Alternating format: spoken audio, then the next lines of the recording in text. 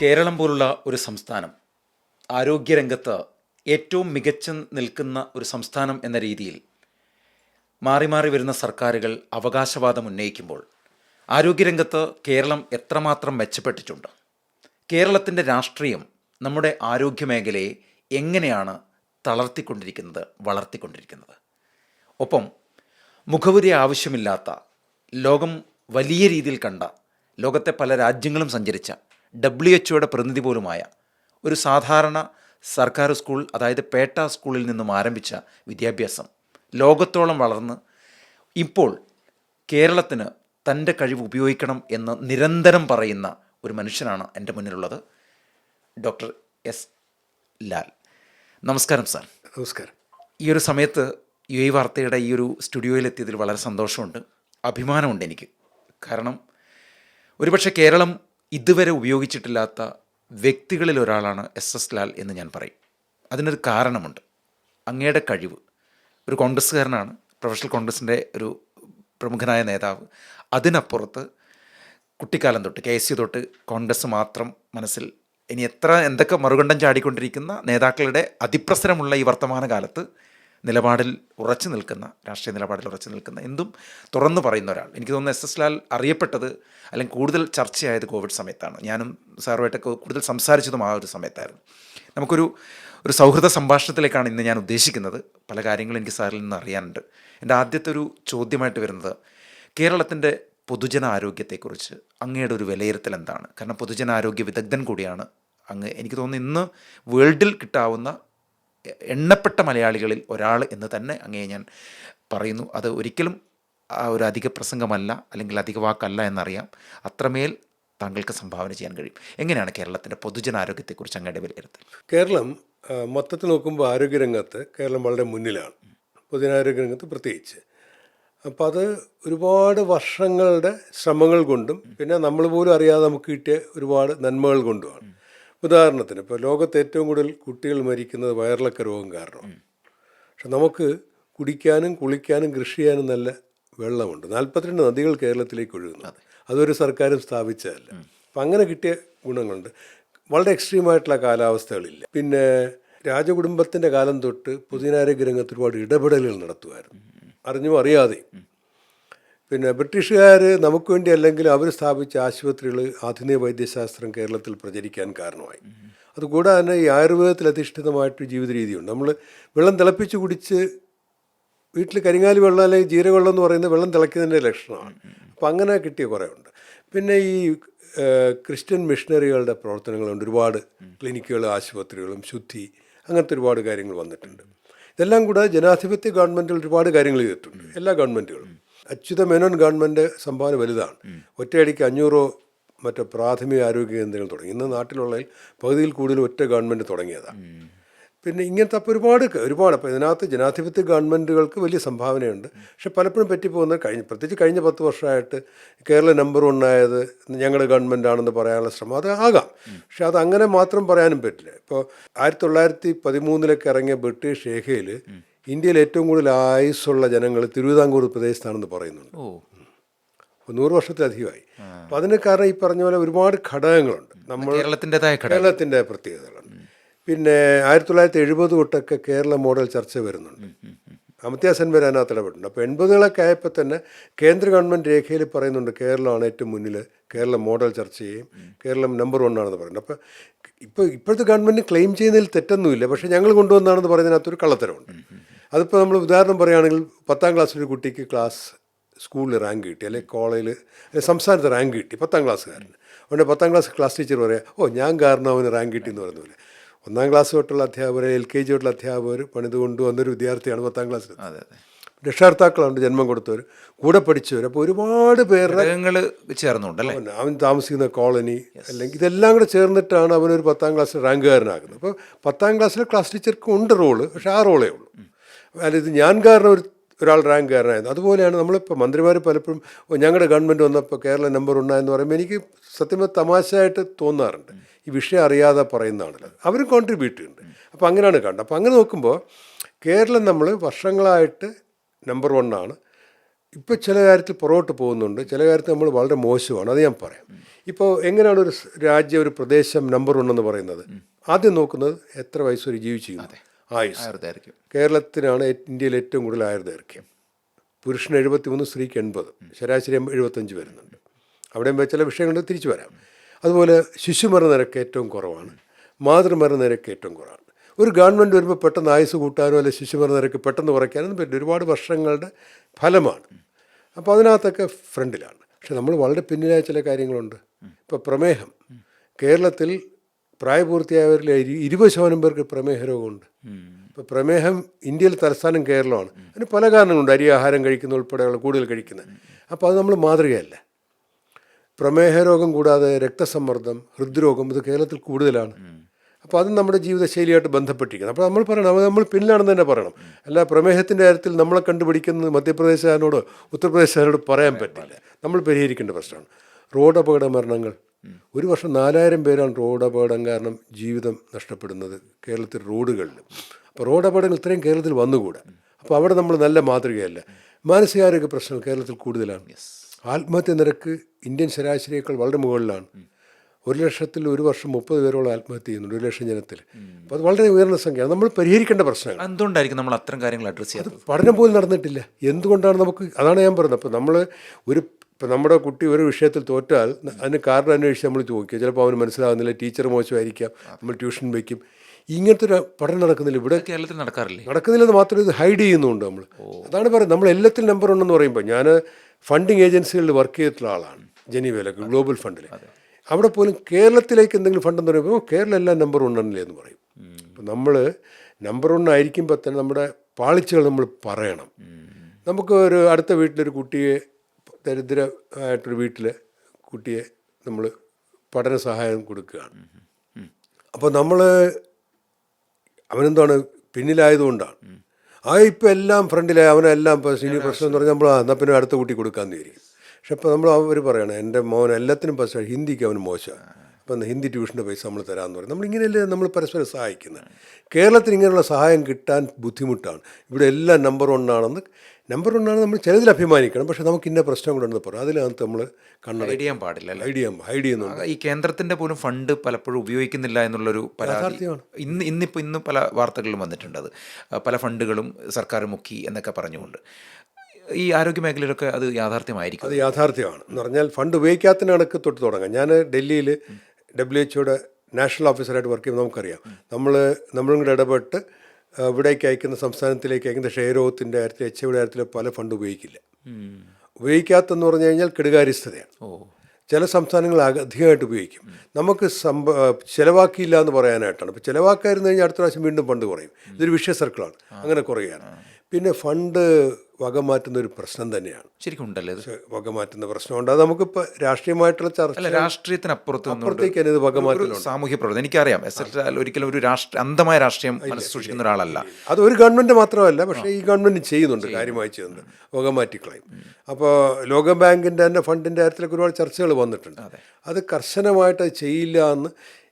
വകമാറ്റുന്നതിൻ്റെ അല്ല, ഇനി ഒരു അടിസ്ഥാന പ്രശ്നമുണ്ട്. നമ്മൾ ബജറ്റ് എടുത്ത് നോക്കിയാൽ അറിയാം, ബജറ്റിൻ്റെ 5% ഉള്ളൂ ആരോഗ്യത്തിന്. ആരോഗ്യ പ്രശ്നങ്ങൾ കൂടുതലുള്ള, വളർന്നു വരുന്ന പുതിയ ആരോഗ്യ പ്രശ്നങ്ങൾ വരുന്ന സംസ്ഥാനത്ത് അത് കൂട്ടിച്ചോദിക്കാൻ കഴിയുന്ന ഒരു ആരോഗ്യമന്ത്രി വേണം.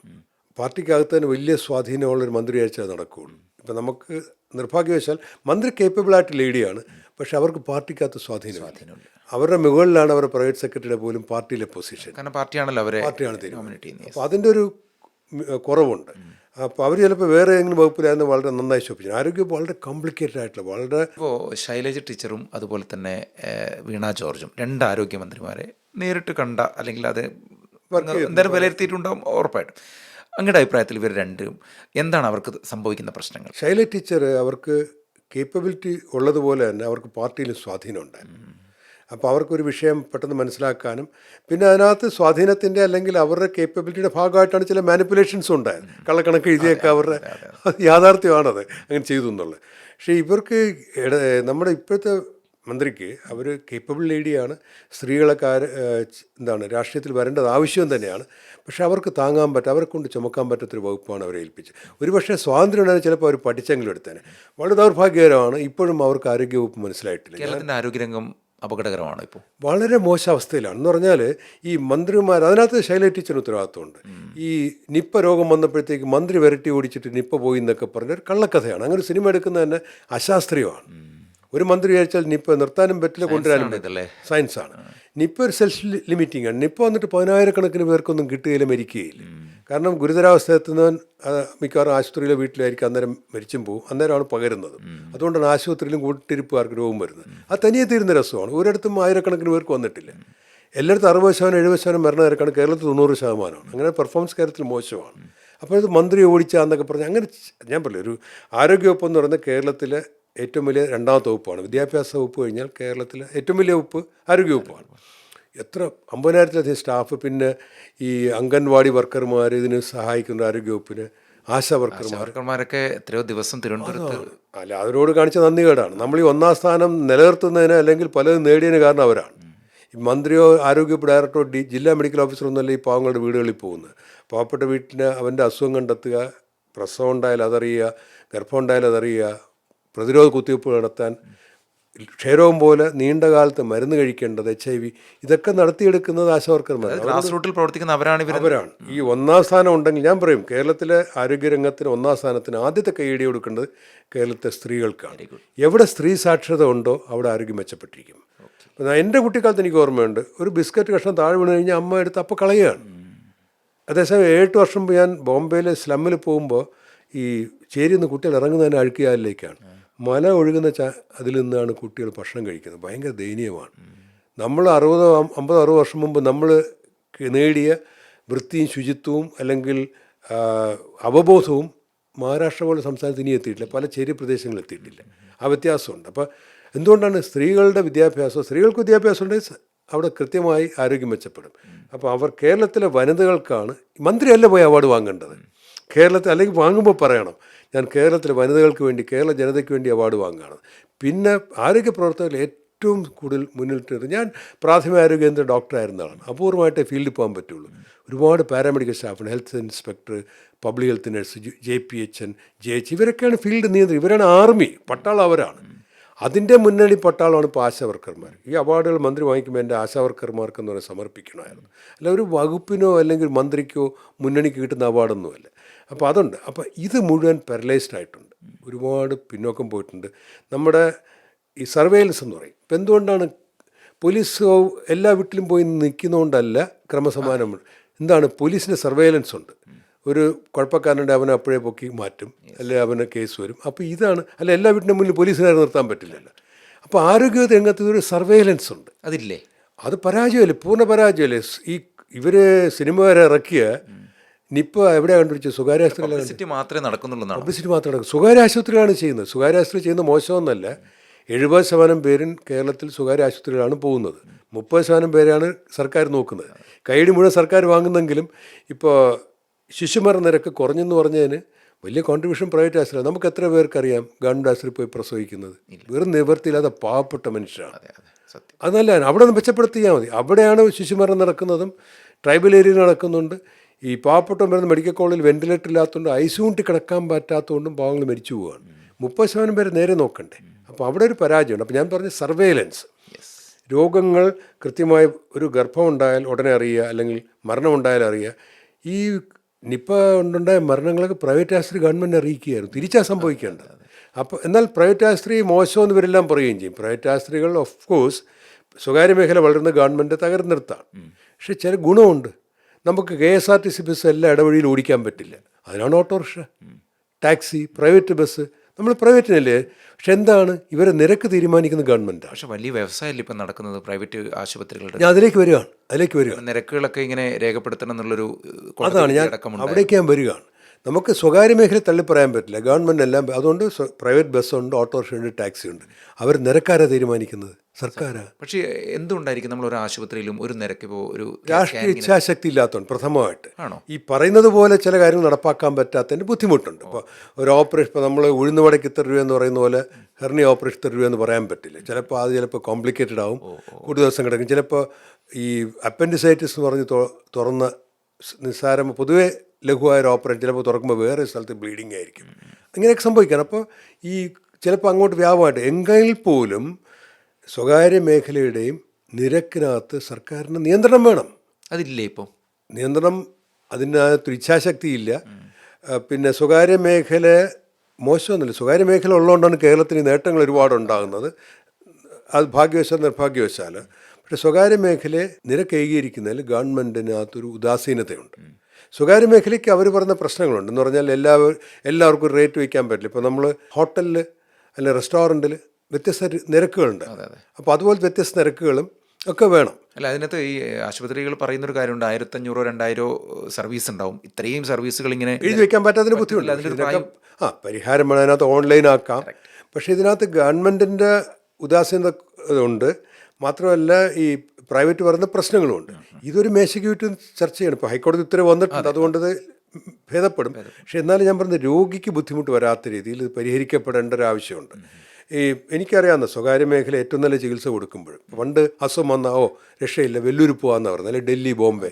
ഇപ്പോൾ കേരളത്തിൽ തന്നെ പരിഹരിക്കാൻ പറ്റും. പക്ഷേ ഇതൊക്കെ അടയ്ക്കപ്പെട്ട വാതിലുകളാണ് പാവപ്പെട്ടവന്.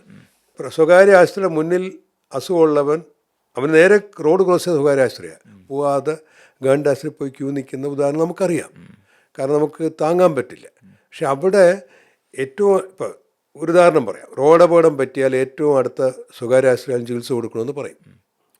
കോടികളാണ് സ്വകാര്യ ആശുപത്രികൾ കൊടുക്കാൻ സർക്കാർ കൊടുക്കാനുള്ളത്. അപ്പോൾ അവനെന്ത് ചെയ്യും? പ്രൈവറ്റ് ആശുപത്രി. എല്ലാവരും സൗജന്യമായിട്ട് ചികിത്സിക്കാൻ പറ്റില്ല. ലാഭം പ്രൈവറ്റ് എന്ന് പറയുമ്പോൾ ലാഭം പ്രതീക്ഷിക്കുന്നുണ്ട്. സേവനം ഉണ്ട്, അതിൻ്റെ ഒപ്പം ലാഭം ഉണ്ടെങ്കിൽ അവർക്ക് പിടിച്ചു നിൽക്കാം. എനിക്കറിയാവുന്ന ആശുപത്രിയോട് ഉടമസ്ഥയോട് സംസാരിച്ചപ്പോഴത്തേക്ക് ഗവൺമെൻറ് കൊടുക്കാനുള്ള ഇൻഷുറൻസ് പൈസ, അതുകൊണ്ടാണ് ഇൻഷുറൻസ് രോഗികളെ ചികിത്സിക്കാൻ അവർക്കും പറ്റുന്നില്ല.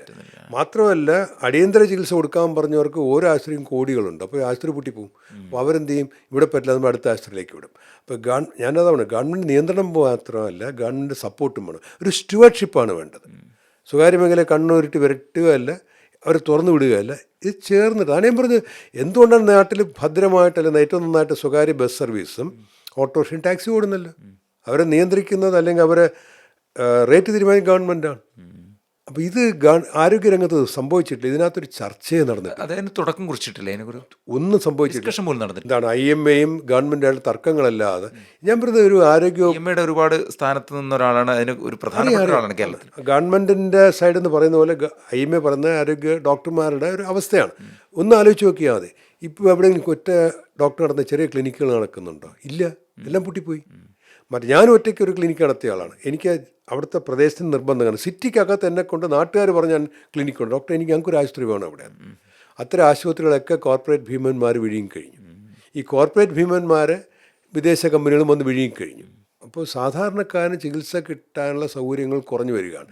ഇതിനകത്ത് ഗവൺമെൻറ് ഇപ്പോൾ നമ്മളിപ്പോൾ പല പേരുകൾ ഞാൻ പറയുന്നില്ല, വലിയ അമേരിക്കൻ ഭീമൻ. ഇതിനകത്ത് എന്താ സർക്കാർ നിലപാട്? കേരളത്തിലെ ജനങ്ങൾ ആശ്രയിച്ചിരുന്ന വലിയ ആശുപത്രികളെ മുഴുവൻ ഇടത്തരം ആശുപത്രികൾ ഇവർ വാങ്ങിച്ചു കഴിഞ്ഞു. കേരള സർക്കാർ നയം വേണ്ടേ? നയം വേണം. കാരണം ആരോഗ്യം എന്ന് പറഞ്ഞാൽ സ്റ്റേറ്റ് സബ്ജക്റ്റാണ്. കേന്ദ്ര ഗവൺമെൻറ് ചില നാഷണൽ പോളിസികൾ, ബാക്കി സംസ്ഥാനമാണ് തീരുമാനിക്കേണ്ടത്. സ്റ്റേറ്റ് സബ്ജക്റ്റായിട്ട് ആരോഗ്യത്തിൽ കേരളത്തിലെ വലിയ ആശുപത്രികളെയും ഇടത്തരം ആശുപത്രികളെയും അമേരിക്കൻ ഭീമന്മാർ വിഴുങ്ങിയിട്ട് എന്താ ഗവൺമെൻറ് അഭിപ്രായം പറയാത്തത്? എന്താണ് ഗവൺമെൻറ് നിലപാട്? അത് പറഞ്ഞിട്ടേ ഇല്ല ഇതുവരെ. ഇനി IMA പോലുള്ള അല്ലെങ്കിൽ മറ്റുള്ളവരായിട്ട് എന്തിന് പ്രതിപക്ഷമായിട്ട് ചർച്ചയില്ലല്ലോ. ഈ ഭരണം കിട്ടുന്നത് ഒരു പാർട്ടിക്ക് കിട്ടും, അല്ലെങ്കിൽ മുന്നണിക്ക് കിട്ടും. അതെല്ലാവരും ഗവൺമെൻറ്റാണ്. ഇതങ്ങനെയില്ല. മാത്രമല്ല പകുതിയെങ്കിലും ജനങ്ങളെ പ്രതികരിക്കുന്നത് പ്രതിപക്ഷ പാർട്ടികളുമൊക്കെയാണ്. അവർ വിളിക്കേണ്ട ചർച്ചയ്ക്ക്. ഈ ഗവൺമെൻറ് കിട്ടിക്കഴിഞ്ഞാൽ പിന്നെ ഒരു പാർട്ടിയുടെ ഭരണമാകുന്നത് എങ്ങനെയാണ്? ഒരു മുന്നണിയുടെ പ്രതിപക്ഷ നേതാവ് ഇവരെയൊക്കെ ഇരുന്നിട്ട് ഈ വിഷയങ്ങൾ, പിന്നെ മെഡിക്കൽ രംഗത്തുള്ളവർ, പൊതുജനാരോഗ്യ രംഗം, നമ്മളെപ്പോലുള്ളവർ, ഇങ്ങനൊരു ചർച്ച എൻ്റെ അഴിവരിൽ 10 വർഷം നടന്നിട്ട്. ഇത്രയും ദീർഘവീക്ഷണമുള്ള SS ലാലിനെ പോലുള്ള ആളുകൾ കേരളത്തിൽ ജീവിച്ചിരിക്കുന്നുണ്ട്.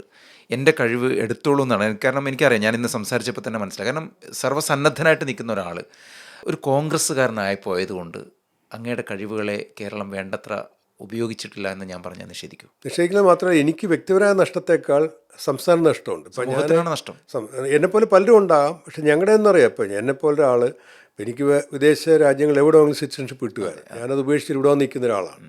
ഇവിടെ കോൺട്രിബ്യൂട്ട് ചെയ്യാൻ നിൽക്കുന്നതാണ്, സാമൂഹ്യ രംഗത്ത് നിൽക്കുന്നതാണ്. ഒരു ചെറിയ ഉദാഹരണം പറയാം. CDC, കേരള മോഡൽ CDC ഉണ്ടാക്കുക തുടക്കത്തിൽ എനിക്കറിയാം. ഞാൻ പരിശീലിച്ച് കൊടുത്തു, ഞാൻ ട്രെയിൻ ചെയ്ത ആൾ CDC ഡിപ്പാർട്ട്മെൻറ്റ് ഹെഡുണ്ട്, ഇന്ത്യക്കാരൻ തന്നെ ഉണ്ട്. CDC ഡയറക്ടറായിരുന്ന ടോം ഫ്രീഡനാണ് എന്നെ WHO കൊണ്ടുവരുന്നത്. എനിക്ക് ആ ലെവലിൽ കണക്ഷൻസ് ഉണ്ട്. കേരള CDC തുടങ്ങിയപ്പോൾ തൊട്ട് ഞാൻ എല്ലാവരും പറഞ്ഞു ഞാനിവിടെ സഹായിക്കാമെന്ന്. എവിടെന്നെങ്കിലും താഴെ നിന്ന് എൻ്റെ പേര് എഴുതി വരികയാണെങ്കിൽ മന്ത്രി അപ്പോൾ വിട്ടു. മന്ത്രി വരുത്തുന്നത് പാർട്ടിയെ പേടിച്ചാണ്. ആലോചിച്ച് നോക്ക്, ഞാൻ എൻ്റെ പേരും വേണ്ട, എന്നെ നിങ്ങൾ ഹെൽപ്പ് എടുക്കൂ.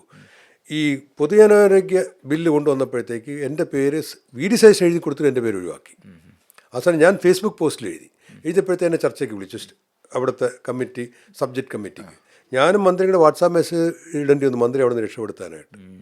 മന്ത്രി ഞാൻ പറഞ്ഞ കാര്യങ്ങൾ വാട്സാപ്പിൽ കൊടുത്ത് ആവർത്തിച്ച് പറഞ്ഞ അവിടുത്തെ ഒരു വലിയ തർക്കം അവർ രക്ഷപ്പെട്ടു. ഞാൻ പറഞ്ഞത് നമ്മളെ സഹായം ഇപ്പം എൻ്റെ കൂടെ ആരോഗ്യമന്ത്രിയാണ് അവർ. ശ്രീമതി വീണ ജോർജ് പൊളിറ്റിക്കലി അപ്പുറത്താണ്. പക്ഷേ എൻ്റെ വീണ ജോർജ് തെറ്റുപറ്റിയ എൻ്റെ ആരോഗ്യത്തെ ബാധിക്കും, എൻ്റെ കുട്ടികളുടെ എൻ്റെ അമ്മയുടെ ആരോഗ്യത്തെ ബാധിക്കും.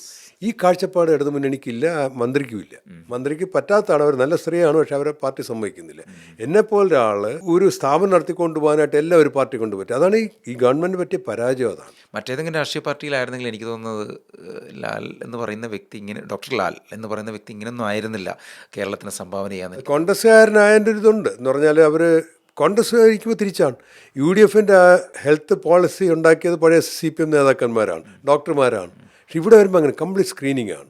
ഇപ്പം ഞാൻ അഭിപ്രായം പറയുമ്പോൾ നിങ്ങൾ കോൺഗ്രസ് അല്ലേ എന്നാണ് ചോദിക്കുന്നത് ടെലിവിഷൻ ചേർത്ത്. ഞാൻ ഇപ്പം നിങ്ങൾ എൻ്റെ പാർട്ടി വിട്. എന്നാൽ ഡോക്ടർ ഇക്ബാൽ CPM അല്ലേ? ഡോക്ടർ ഇക്ബാൽ നിങ്ങൾ പറയുന്നത് കേൾക്കില്ല, നമ്മൾ കേൾക്കുന്നില്ല. എൻ്റെ അധ്യാപനാണ് അദ്ദേഹം. അപ്പോൾ കോൺഗ്രസ് എന്ന് പറയാൻ ഞാൻ പറഞ്ഞതിനകത്ത് ശരിയുണ്ടോ നോക്കുക. അത് കോവിഡ് കാലത്ത് ഒരുപാട് അവർക്ക് തിരുത്തേണ്ടി വന്നു.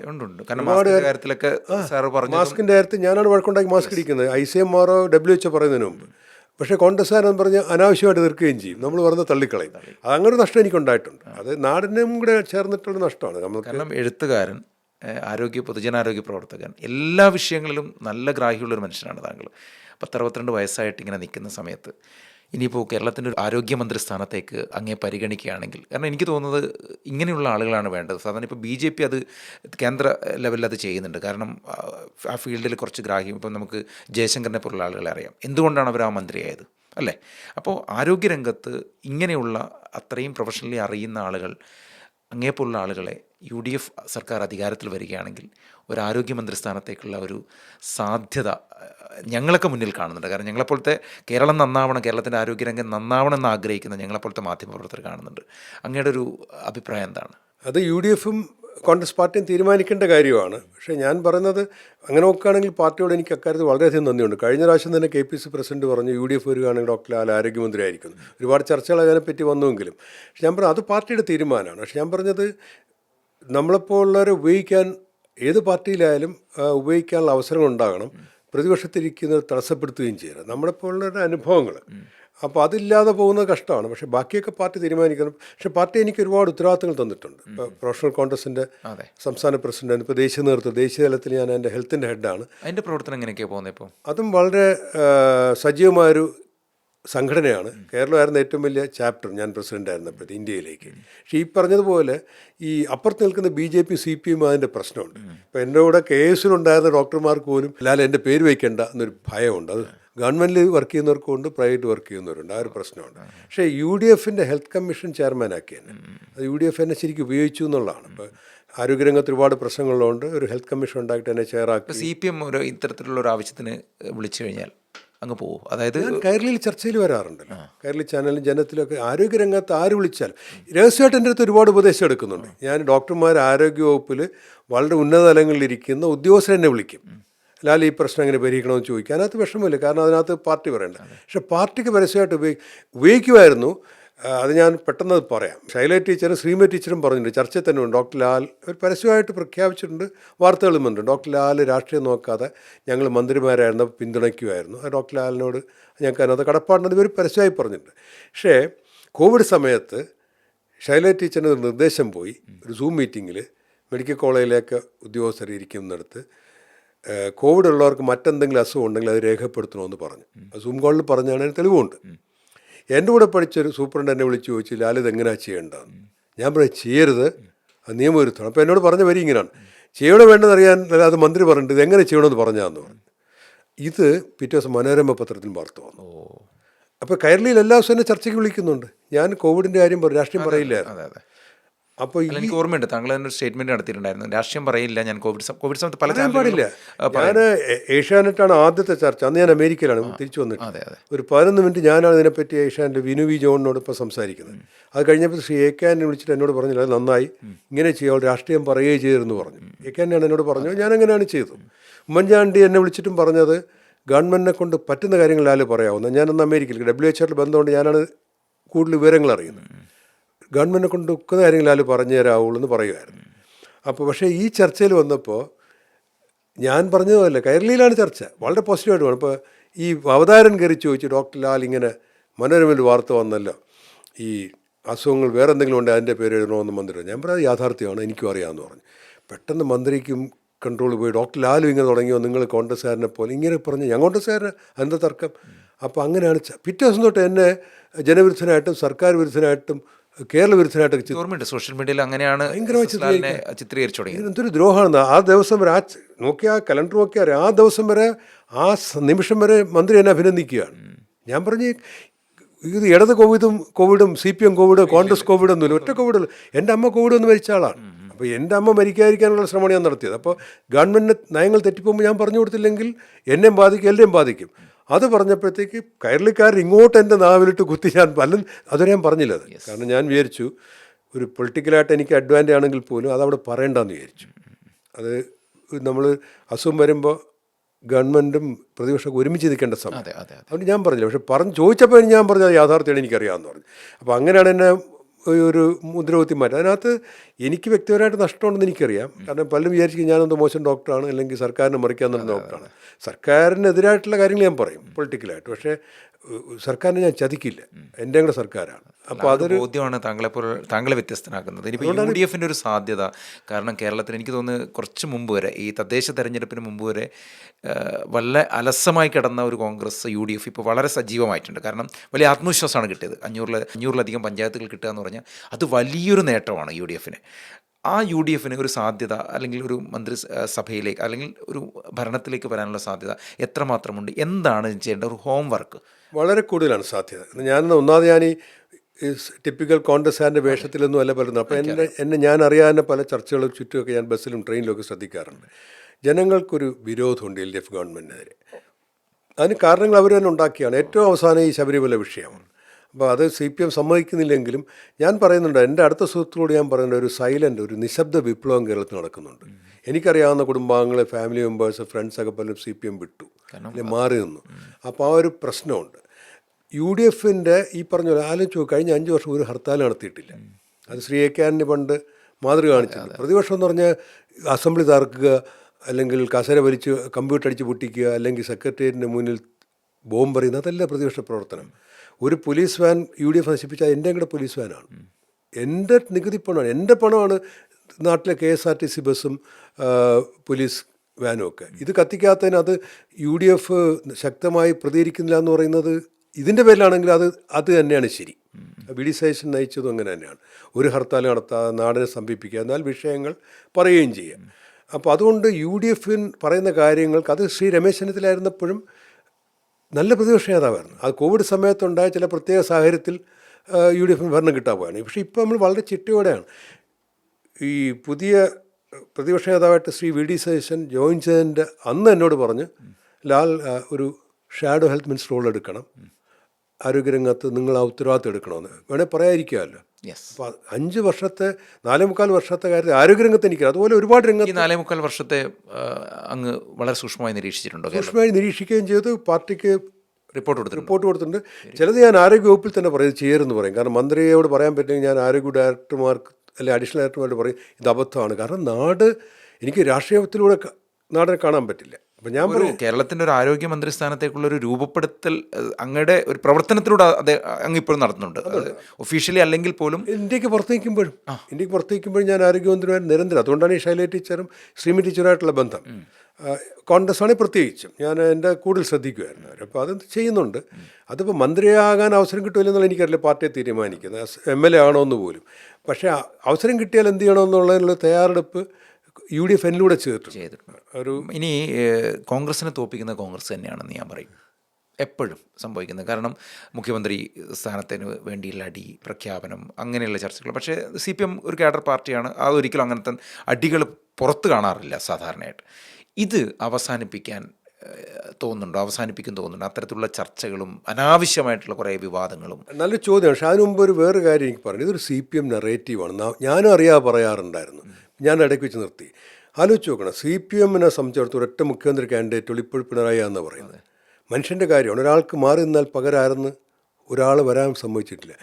5-6 പേര് മുഖ്യമന്ത്രിയാകാൻ യോഗ്യത നേടി എന്ന് പറഞ്ഞാൽ കോൺഗ്രസിൻ്റെ ഒരു വലിയ ജനാധിപത്യ സ്വഭാവമല്ലേ. അതൊരു നേട്ടമാണോ? ഇതിങ്ങനെയാണ് പറയേണ്ടത്. ഞാനത് ആലോചിക്കുകയായിരുന്നു കുറച്ചാൾ. ഞാനത് പറയുന്നുണ്ട് പ്രസംഗിക്കുമ്പോഴൊക്കെ. 5-6 പേര് മുഖ്യമന്ത്രിയാകാൻ യോഗ്യരെന്ന് പറഞ്ഞാൽ പാർട്ടി വളർത്തിയതാണ്. താഴോട്ട് യുവ നേതാക്കളെ പോലും മുഖ്യമന്ത്രി സ്ഥാനത്തേക്ക് സജസ്റ്റ് ചെയ്യുന്നെങ്കിൽ എന്തൊരു പാർട്ടി, എന്തൊരു വളർച്ചയാണ്. അപ്പോൾ അത് പാർട്ടിയുടെ വിജയമായിട്ടാണോ? പാർട്ടിയുടെ വിജയമാണ്, പരാജയമല്ലേ. ശൈല ടീച്ചറിനെ പോലും ഷെഡ് കയറ്റി വെച്ചിരിക്കുകയാണ് ഭയം തോന്നിട്ട്. ഇവിടെ 5-6 പേർക്ക് മുഖ്യമന്ത്രിയാണ് ഇതിലാര് വന്നാലും ജനം ഇഷ്ടപ്പെടുകയും ചെയ്യും. അതൊരു പാർട്ടി വളർച്ചയാണ്. അതിനങ്ങനെയാണ് കാണേണ്ടത്. മറ്റിടത്ത് മുഖ്യമന്ത്രിയാകാൻ സാധ്യതയെന്ന് പറഞ്ഞാൽ അപ്പോഴേ ഒതുക്കുകയാണ്. അപ്പോൾ അത് ഞാൻ ആ CPM നെറേറ്റീവിൽ ഞാൻ ഞങ്ങളാരും വീഴാറില്ല. പിന്നെ ഇവരെല്ലാവരും മെച്ചപ്പെട്ടവരാണ്. ഇവരാരാ വ്യക്തിഗതമായിട്ട് മോശമായിട്ടുള്ള ആൾ? ഈ ആരോഗ്യമന്ത്രിയുടെ കാര്യം പറയുമ്പോൾ അടൂർ പ്രകാശ് ഉണ്ട് ശരിക്കും. കാരണം മുൻ ആരോഗ്യമന്ത്രിയാണ്, UDF-ൻ്റെ കൺവീനറാണ്. അദ്ദേഹത്തെ സംബന്ധിച്ചിടത്തോളം പാർട്ടിക്ക് ഒരിക്കലും തള്ളാൻ പറ്റാത്ത പല കാര്യങ്ങൾക്കുണ്ട്. അപ്പോൾ അങ്ങനെയുള്ള ഒരു വലിയൊരു പ്രതിസന്ധിയൊക്കെ ഒരു ഘട്ടത്തിൽ വരാനുള്ള സാധ്യതകൾ ഉണ്ടാകുമോ? അങ്ങനത്തെ ഒരു പാർട്ടി തലത്തിൽ നോക്കുകയാണെങ്കിൽ, അല്ല പ്രൊഫഷണലി തന്നെ ഇനിയെങ്കിലും കോൺഗ്രസ് അത്തരം ചിന്തകളിലേക്ക് പോകുക, അങ്ങേപ്പോലുള്ള ആളുകളെ ഉപയോഗിക്കുക, അങ്ങനെ ഒരു ചിന്തകളിലേക്ക് പോകണമെന്നാണ് ഞങ്ങളുടെയൊക്കെ ആഗ്രഹം. ഈ കോൺഗ്രസിനകത്ത് ഇതൊക്കെ പറയുന്നെങ്കിലും ഈ കോൺഗ്രസ്സിന് പൊതുവെ ശാന്തമാണ് ഇത്തരം കാര്യങ്ങൾ. ഇപ്പോൾ പ്രത്യേകിച്ച് ഹൈക്കമാൻഡ് ഇടപെടുന്നതുകൊണ്ടും നിരീക്ഷകരൊക്കെ ഉള്ളതുകൊണ്ട് ഇതൊക്കെ വളരെ സ്മൂത്തായിട്ടാണ് പോകുന്നത്. ഞാൻ ചോദിക്കുന്നത് ഒരു കാര്യമുണ്ട്, നേരത്തെ പറഞ്ഞതിൻ്റെ ഭാഗമായിട്ട് ഇപ്പോൾ തർക്കങ്ങളുണ്ടെങ്കിൽ അല്ലെങ്കിൽ 5-6 മുഖ്യമന്ത്രി സ്ഥാനാർത്ഥിയാകാൻ ആഗ്രഹമുണ്ടെങ്കിൽ അമേരിക്കൻ ജനാധിപത്യം നോക്ക്. ഡെമോക്രാറ്റ്സ് ആ പാർട്ടിക്ക് അകത്താണ് മത്സരിക്കുന്നത്. ഭയങ്കര യുദ്ധമാണ്, പരസ്പരം ആരോപണങ്ങൾ പറയും. റിപ്പബ്ലിക്കൻസ് അതുപോലെയാണ്. പ്രസിഡന്റ് ആകാൻ തന്നെ അതിനകത്ത് പാർട്ടിക്കകത്ത് യുദ്ധമാണ്. ഇത് അങ്ങനെയൊക്കെ കോൺഗ്രസ്സിൽ അങ്ങനെയൊന്നും ഇല്ലല്ലോ. മുഖ്യമന്ത്രി ആകാൻ യോഗ്യരായിട്ടുള്ള മറ്റ് പദങ്ങളിലേക്ക് വരാൻ യോഗ്യരായിട്ട് ഒരുപാട് പേരുണ്ട്. അതിൽ നിന്ന് ഹൈക്കമാൻഡും ഒക്കെ ചേർന്ന് തീരുമാനിക്കുകയാണ്. അപ്പോൾ പൊതുവെ ശാന്തമാണ് ഇവിടെ. മറ്റിടത്ത് പറഞ്ഞാൽ പ്രശ്നമാണ്. വെട്ടിലേക്ക് 51 വെട്ടിലേക്കൊക്കെ പോകുന്നത് ഇതിവിടെ ഇതിനകത്ത് കേട്ടുകേൾവിയില്ലാത്തൊരു സാധനമാണ്. അപ്പോൾ ഞാനതിനെ പോസിറ്റീവായിട്ടാണ് കാണുന്നത്. പിന്നെ കാലത്തിനനുസരിച്ച് കോൺഗ്രസ് പാർട്ടി ഒരുപാട് പരിഷ്കരിക്കപ്പെട്ടിട്ടുണ്ട്. പ്രത്യേകിച്ച് ശ്രീ രമേശ് ചെന്നിത്തല പ്രതിപക്ഷമായിരുന്നപ്പോഴും പിന്നെ അതിനുശേഷം VD സതീശനും വളരെ അപ് ടു ഡേറ്റ് ആണ്. VD സതീശൻ ആരോഗ്യ വിഷയങ്ങൾ എന്നോട് പറഞ്ഞു, ഞാൻ ആലോചിക്കും ഈ മനുഷ്യൻ അറിഞ്ഞു കഴിഞ്ഞോ അല്ലെങ്കിൽ ഇങ്ങനെ ചിന്തിച്ചു കഴിഞ്ഞോ എന്ന് എനിക്ക് അതിശയം തോന്നാറുണ്ട്.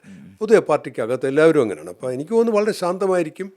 കേരള ജനത ആഗ്രഹിക്കുന്ന UDF ഭരണം തിരിച്ചു വരണമെന്നാണ്. അത് പഞ്ചായത്ത് ഇലക്ഷനോട് വളരെ വ്യക്തമായി കഴിഞ്ഞു.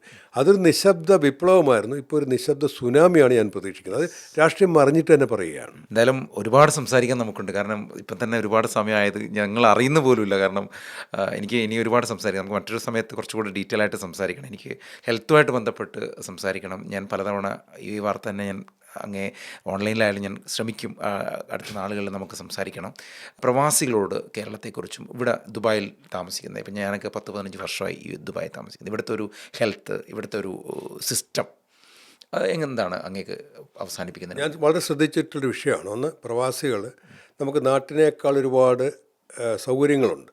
ഇപ്പോൾ ഒരുപാട് പാവപ്പെട്ട തൊഴിലാളി ഇതൊക്കെ ഉണ്ടെങ്കിൽ പോലും പക്ഷേ ഇവിടെ ലഭിക്കുന്ന ഭക്ഷണ വസ്തുക്കളും പോഷകാഹാര കഴിക്കണമെന്ന് പറയുമ്പോൾ പോലും അമിതമായിട്ടുള്ള ചില കൊഴുപ്പോ ഇത്തരം കാര്യങ്ങൾ, പഞ്ചസാരയൊക്കെ ഉള്ള ഭക്ഷണങ്ങൾ നമ്മൾ ഒഴിവാക്കാൻ നോക്കണം. പല വീടുകളിലും കുട്ടികൾക്ക് ഇത്തിരി അമിതവണ്ണമുള്ളതായിട്ട് കാണുന്നുണ്ട് വളരെയേറെ. അപ്പോൾ ഭക്ഷണ കാര്യത്തിൽ നമുക്കൊരു കൃത്യത വേണം, കുറച്ചുകൂടെ അച്ചടക്കം വേണം. അത് എവിടെയായാലും വേണം.